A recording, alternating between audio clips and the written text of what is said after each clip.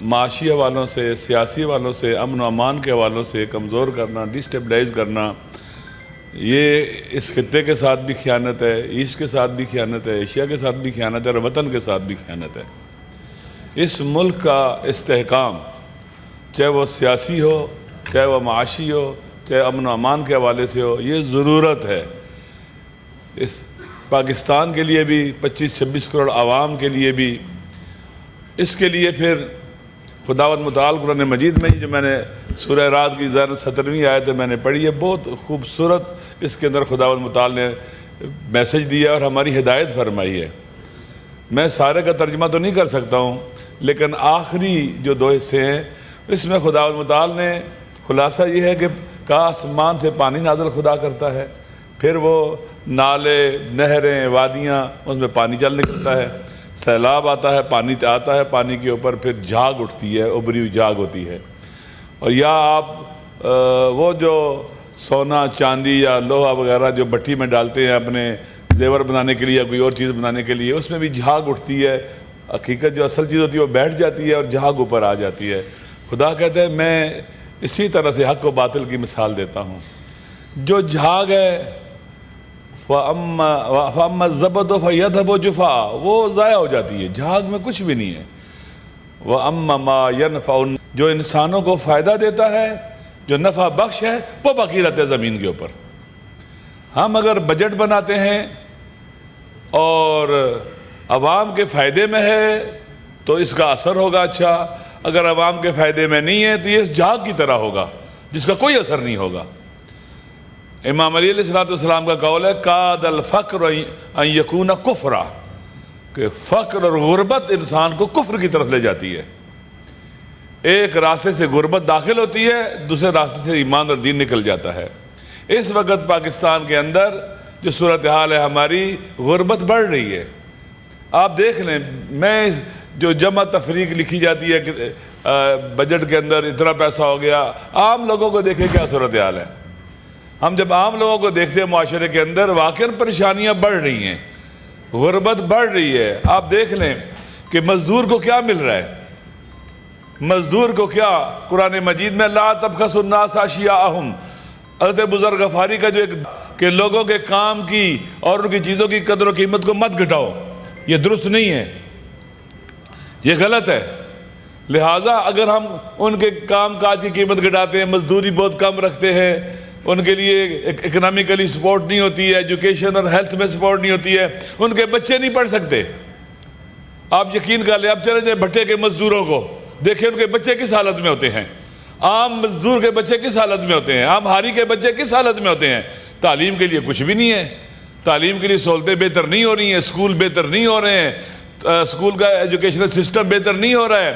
پھر higher education جو ایک ملک کے لیے ریڑھ کی ہڈی کی حیثیت رکھتی ہے، ہم دیکھتے ہیں کہ اس کے اوپر بھی بجٹ کاٹا جا رہا ہے۔ لوگوں کو تھوڑی بہت سہولت تھی سولر کے ذریعے، وہ بھی چھینی جا رہی ہے ٹیکس لگا کر۔ یعنی انسان دیکھتا ہے کہ کوئی بہرحم قسم کے لوگوں کی ہمارے پر توجہ ہے، یا نادانی میں کر رہے ہیں، جان بوجھ کے کر رہے ہیں۔ بالآخر اگر آپ اپنے عوام کی طاقت کو توڑ دیں گے، ہر چیز کا پریشر، چاہے جنگ ہو، چاہے مشکلات ہو، مہنگائی ہو، عوام اٹھاتے ہیں، عوام کے کندھوں پر وہ بوجھ آتا ہے۔ اگر عوام کو ہم توڑ دیں گے، ان کے اوپر اتنا بوجھ ڈال دیں گے وہ اٹھا نہیں سکیں گے، تو پھر آپ خود دیکھ لیں کہ اس ملک کو عوام کی ضرورت ہے۔ جو آنے والے بحران ہے، عوام کی ضرورت ہے، عوام کے اعتماد کی ضرورت ہے، عوام کے ٹرسٹ کی ضرورت ہے۔ ہمیں اپنی نیشن پاور کو بڑھانے کی ضرورت ہے، اپنی سافٹ پاور کو بڑھانے کی ضرورت ہے، اور یہ بجٹ ان ضرورتوں کو پورا کرنے والا بالکل نہیں ہے۔ ٹیکسٹائل کو دیکھ لیں، ایگریکلچر کو دیکھ لیں، کس حد تک، مثلا میں واقعاً کچھ عرصہ پہلے گیا تھا، فیصل آباد گیا تھا، وہاں جو لوگ ٹیکسٹائل کے لوگ ہیں، میں ان سے بھی ملا، رو رہے ہیں، یقین کر لیں، کسان رو رہے ہیں۔ دیکھیں، فوڈ سیکورٹی ایک ملک کے لیے بہت اہمیت کی حامل ہے، جس طرح سے اس خطے کے حالات ہیں، جس طرح سے خطے کے تحولات ہیں۔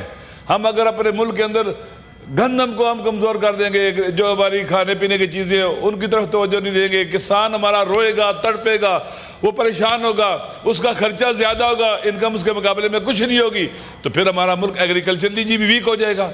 ہمیں کھانے پینے کی چیزیں باہر سے منگوانی پڑیں گی۔ اگر حالات جو دنیا کے بدل رہے ہیں خدا نہ خواستہ وہ اس خطے کے اندر پاکستان کے اندر بھی آ جاتے ہیں، ہمارے دروازے پر دستک دے رہے ہیں، ہم کدھر جائیں گے؟ اس بجٹ کے اندر آپ دیکھ لیں پہلے بھی کیا ہوا، پچھلے سال اس سال بھی کسان مارا گیا اس ملک کے اندر، کسان کا بہت نقصان ہوا ہے، ٹیکسٹائل کا انڈسٹریز کا بہت نقصان ہو گیا ہوا ہے۔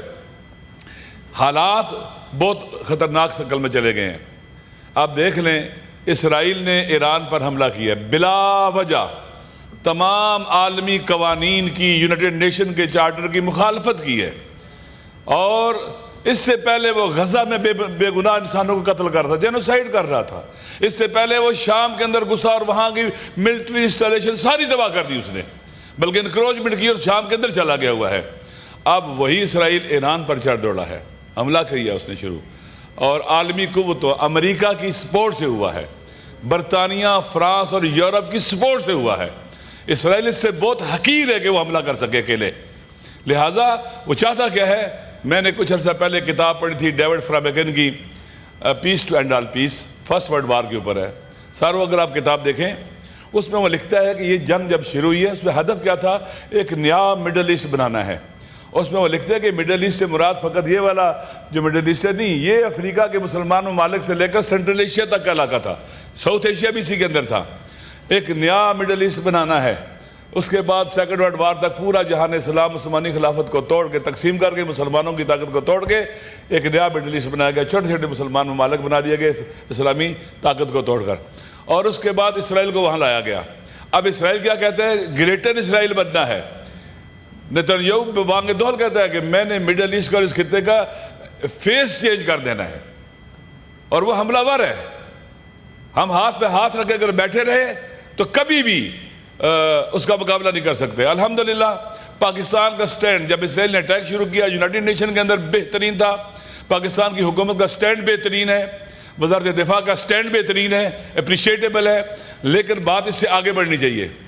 آپ نے دیکھا خبروں میں، اگرچہ اسرائیل کہہ رہا ہے کہ امریکہ کو آپ میرے ساتھ شامل ہو جاؤ، آ جاؤ، براہ راست ملوث ہو جاؤ، امریکہ کی سپورٹ کے بغیر اسرائیل یہ کام نہیں کر سکتا تھا۔ اب ایران کے اوپر اٹیک ہو رہے ہیں اور کہتے ہیں جی کہ ایران کو ہم ایٹم بم نہیں بنانے دیں گے۔ ایران کے آیت اللہ خامنئی اور امام خمینی کو سے لے کر ان تک یہ حرام سمجھتے ہیں ایٹم بم بنانے کو، جائز نہیں سمجھتے ایٹم بم بنانے کو، ایٹم بم نہیں بنانا چاہتے۔ وہ کہتے ہیں اگر ہم ایٹم بم بنانا چاہتے دنیا کی کوئی طاقت روک نہیں سکتی تھی ہمیں۔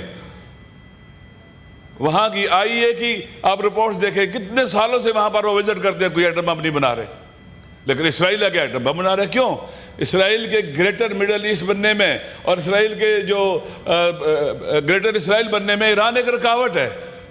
اس وقت جو وہاں جنگ ایران لڑ رہا ہے یہ پورے ایسٹ کی جنگ ہے، پورے ایشیا کی جنگ ہے، جہان اسلام کی جنگ ہے۔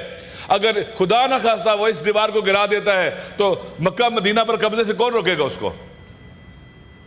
ڈینس لیوی اپکن کی کتاب ہے ریٹرن ٹو مکہ، جو سیونسٹ ہے، وہ پڑھنے والی ہے۔ وہ مکہ تک جائیں گے، وہ مدینہ تک جائیں گے، وہ خیبر تک جائیں گے۔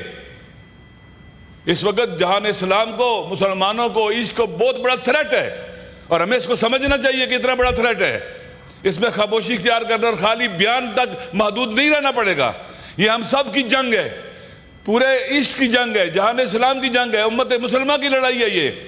اس لیے ایک چھوٹا سا اسرائیل ہے بالکل، جس کی نہ کوئی بیک ہے نہ ڈیپتھ ہے، اس میں اتنی جرت کہاں سے ہے؟ اتنی طاقت کس نے دی ہے اس کو؟ امریکہ نے، یورپ نے، ویسٹ نے۔ وہ اس کو لائی یہاں سے لیے تھے مسلمانوں کے دل میں۔ اب نقشہ اٹھا کے دیکھ لے کہاں واقع ہے اسرائیل؟ مسلمانوں کے دل کے اندر۔ لہذا وہ لائی اس لیے تھے کہ اس پورے خطے کو اپنے کنٹرول میں رکھنا ہے، گریٹر اسرائیل بنانا ہے، اور سارے کی ساری جو سمندری شاہراہیں ہیں، جو باب المندب سے لے کر اپنے ہرمز تک انرجی کے ذخائر ہیں، سب پر قبضہ کرنا ہے، اور ہمیشہ دنیا پر حکومت کرنی ہے، اپنی ہیجمونی کو باقی رکھنا ہے، ملکوں کو مزید توڑنا ہے، چھوٹے چھوٹے کویت اور قطر کی طرح یا باقی چھوٹے ملکوں کی طرح چھوٹے چھوٹے ملک بنانے ہیں۔ پاکستان توڑنا ہے، ایران توڑنا ہے، عراق توڑنا ہے، ترکی توڑنا ہے، سب کو توڑنا ہے۔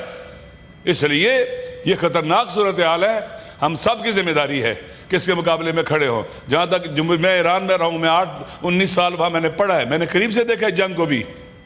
وہاں پر وہ ہارنے والے نہیں ہیں، وہ امام حسین علیہ السلام کے ماننے والے ہیں۔ آخری جو ہمارے پاس چیز بچتی ہے وہ کربلا تشکیل دینا، عاشورائیوں کی طرح ظلم سے ٹکرانا اور اپنی جان اور خون دے دینا لیکن سر نہ جھکانا۔ وہ یہ سمجھتے کہ پریشر ڈال کر ان کا سر جھکا دیں گے۔ 8 سال تم نے ان پر حملہ رکھا، پوری دنیا ان پر حملہ ور تھی، کیا تم نے ان کو جھکا لیا تھا؟ تم نے سینکشن لگائیں، 46 ایئر ہو گئے ہیں، کیا تم انہیں جھکا سکے ہو، روک سکے ہو؟ نہیں روک سکتے، اس لیے کہ اللہ، ان کا اللہ پر ایمان ہے، اللہ پر توکل ہے اور اپنی عوام پر اعتماد ہے، عوام کھڑی ہے ان کے ساتھ، اور جب تک عوام کھڑی ہو دنیا کی کوئی طاقت کسی ملک کو نہیں گرا سکی۔ ویتنام کو امریکہ شکست نہیں دے سکا، عوام لڑ رہی تھی۔ افغانستان کو امریکہ شکست نہیں دے سکا، عوام لڑ رہی تھی۔ اور انشاءاللہ اس جنگ میں بھی اسرائیل، اس کے سرپرست، سب کو شکست ہوگی کیونکہ عوام ان کے مقابلے میں کھڑے ہیں۔ پاکستان کے عوام کو بھی، پاکستان کی حکومت کو بھی، ہم سب کو اکٹھا ہونا پڑے گا۔ اور الحمدللہ پاکستان نے بہترین ماحول بنا ہے، فرقہ واریت سے بالاتر ہو کر، مسالک سے بالاتر ہو کر، وطن کے، جان اسلام کے، اس خطے کے جو انٹرسٹ ہے ان کے لیے کھڑے ہو گئے الحمدللہ۔ اور مجھے امید ہے کہ خالق کائنات مدد کرے گا ان کی۔ چند گلے ہیں میرے، دیکھیں کرم، ڈسٹرکٹ کرم کے راستے کئی مہینوں سے بند ہیں، آج تک نہیں کھلے، وہاں پر آج تک راستے نہیں کھلے ہیں، 8-9 ماہ ہونے والے ہیں، لوگ پریشان حال ہیں، مشکلات کا شکار ہیں، کیوں نہیں راستے کھلتے؟ جی بی کے اندر لوگوں کی مرضی کے خلاف وہاں پر لینڈ ریفارمز بل بنایا گیا اور منظور کیا گیا، یہ وہاں کے لوگ سراپا احتجاج ہیں، وہاں کے جو ایکشن کمیٹی ہے اس کے لوگوں کو جیل میں ڈالا گیا، ناجائز طور پر بند کیا گیا۔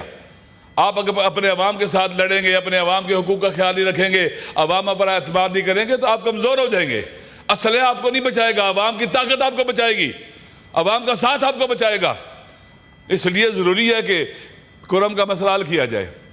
اور جی بی کے جو مسائل ہیں وہاں پر ابھی سنا ہے کہ آئندہ ایک جب ختم ہونے والی ہے مدت ہے کہ حکومت بنائی جا رہی ہے کوئی، اور وہ اسی کے ذریعے چلایا جائے گا۔ وہاں کے عوام کو ارریلیونٹ نہ کریں پاکستان کے اپنے مسائل سے، عوام کو ارریلیونٹ کریں گے، الیکشن نہیں کرائیں گے، فری اینڈ فیئر الیکشن نہیں کرائیں گے، وہاں عوام ارریلیونٹ ہوئے تو خطہ بہت حساس ہے۔